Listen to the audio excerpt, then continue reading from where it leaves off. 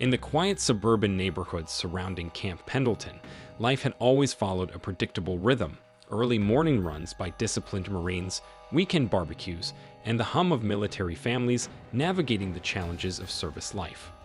But in October 2023, this sense of normalcy was shattered when a tale of love, betrayal, and obsession spiraled into a shocking crime that left an entire community reeling. At the heart of the tragedy was Adrienne Parker, a 32-year-old military wife who had once been the picture of stability and devotion.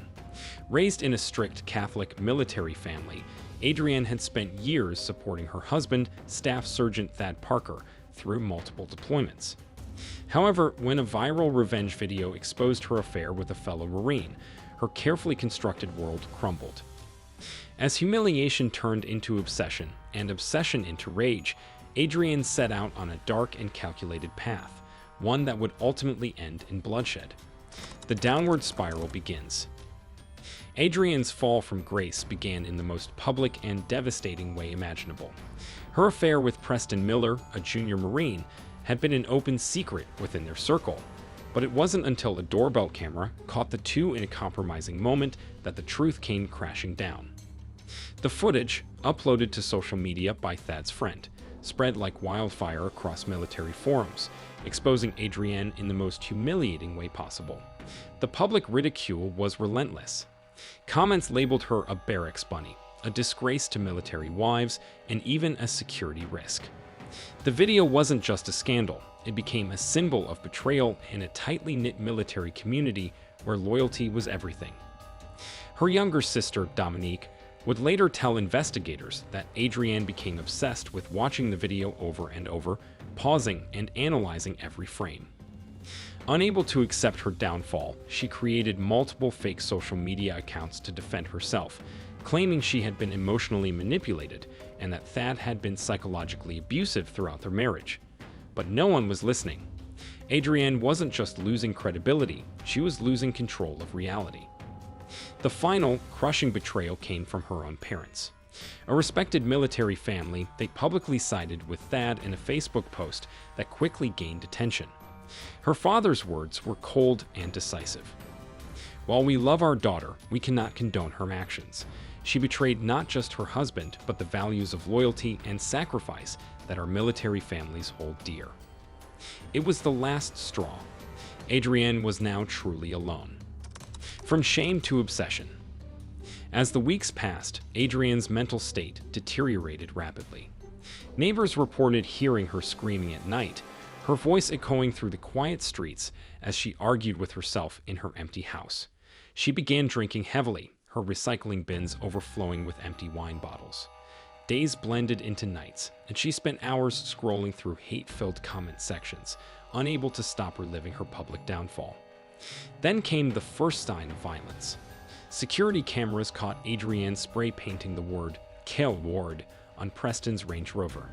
Though she was arrested for vandalism, it barely seemed to faze her. Instead, her rage shifted toward a new target, Thad.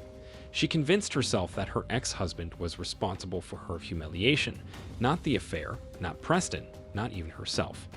She needed someone to blame, and Thad became her obsession. Her focus was no longer on rebuilding her image, but on destroying her husband's life. She spent hours digging through old emails, looking for ways to frame him.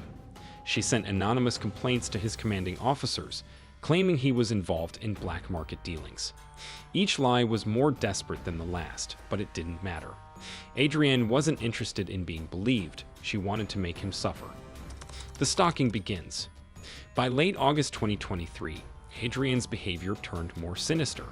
Security footage from their gated community captured her following Thad to and from base, sometimes parking outside his new apartment for hours. She was often seen in her old, rusted sit-in, just sitting there, staring at the front door, waiting. She began sending him dozens of emails daily, their content growing increasingly hostile. One particularly chilling message read, "You think you know about psychological warfare. I'll show you what real psychological warfare looks like." Thad initially dismissed it as angry desperation, but then his truck's tires were slashed. Though security cameras caught a hooded figure committing the act, the footage was too grainy for a positive identification. When questioned, Adrienne had a solid alibi. She had been at a bar 3 miles away, her presence documented by receipts and witnesses. It wasn't enough to arrest her, but law enforcement was starting to take notice. A new relationship and a dangerous escalation. The situation took a dramatic and sinister turn when Thad Parker began dating Raquel Winters, the very woman who had initially exposed Adrienne's affair. Raquel had been a long-time acquaintance of the couple, and it was through her that Thad had first learned of Adrienne's betrayal. When the two appeared publicly together for the first time at a military gala, the backlash was immediate. Adrienne's former friends spread vicious rumors online, mocking her for being replaced so quickly, but the worst was yet to come. Just 3 days after their public debut, Raquel returned home from work to find her apartment ransacked. Family photos had been ripped apart, mirrors were smashed, and most disturbingly, a white wedding dress had been carefully laid out on her bed, soaked in red wine. The symbolism was impossible to ignore. It was a mockery of her new relationship, a warning that she would never take Adrienne's place. Terrified, Raquel immediately contacted the police, and an investigation was launched. The crime scene bore no signs of forced entry, suggesting that whoever had broken in either had a key or knew how to bypass security measures. Though detectives suspected Adrienne from the start, there was no physical evidence linking her to the incident. She had an alibi, and without surveillance footage or eyewitnesses, the case remained unsolved. Despite the lack of proof, Detective Lorenzo Suarez, the lead investigator, was convinced that Adrienne was involved. His psychological profile of her suggested a textbook case of obsessive fixation. He later noted in his official report, "Subject displays classic signs of obsessive fixation and deteriorating impulse control. Her behavior has escalated from emotional instability to direct intimidation. Further escalation is likely." His prediction was extremely accurate. The murder. On the night of October 3rd, 2023, at precisely 11:23 p.m., Adrienne Parker drove to Thad's apartment. She arrived alone, carrying a manila envelope clutched tightly in her hand. Knocking on the door, her voice was eerily calm. "Thad, I just want to talk. I have something you need to see." Perhaps out of habit, or maybe out of curiosity, Thad opened the door, a fatal mistake. The moment the door swung open, Adrienne threw the envelope at him. Inside were doctored photographs, crudely altered to depict Thad cheating on Adrienne during his deployments. The images were poorly edited, but their purpose was clear: to ignite an argument, to provoke a reaction. Before Thad could respond, Raquel stepped into the doorway, her expression a mix of disgust and fear. That was the moment Adrienne snapped. In a flash, she reached into her jacket pocket and pulled out a military-grade combat knife, one of Thad's own, which had been stolen weeks earlier from his old belongings. The first slash cut across Thad's chest, sending him stumbling backward. Blood spattered across the white doorframe, a brutal contrast to the once pristine entryway. Raquel screamed, her voice piercing through the night, but it was too late. Adrienne lunged forward, her face twisted in fury, and drove the knife into Thad's neck, severing his carotid artery.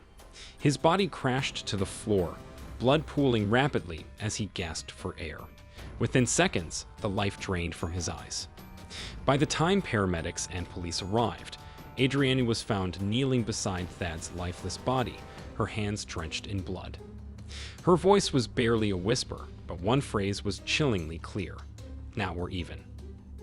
Aftermath. The crime scene revealed the full extent of Adrienne's obsession. Her garage had been converted into a makeshift war room. Cork wards detailed Thad and Raquel's every move. A recording found on a burner phone revealed she had rehearsed the confrontation hours before the murder. Charged with first-degree murder, Adrienne initially pleaded insanity, but prosecutors exposed her meticulous planning. Her trial became national news, a cautionary tale of how humiliation, obsession, and revenge could destroy lives. As for Raquel, she never spoke publicly about that night again, but in her victim impact statement, she left one haunting message. She said she wanted revenge, but in the end, Adrienne only destroyed herself.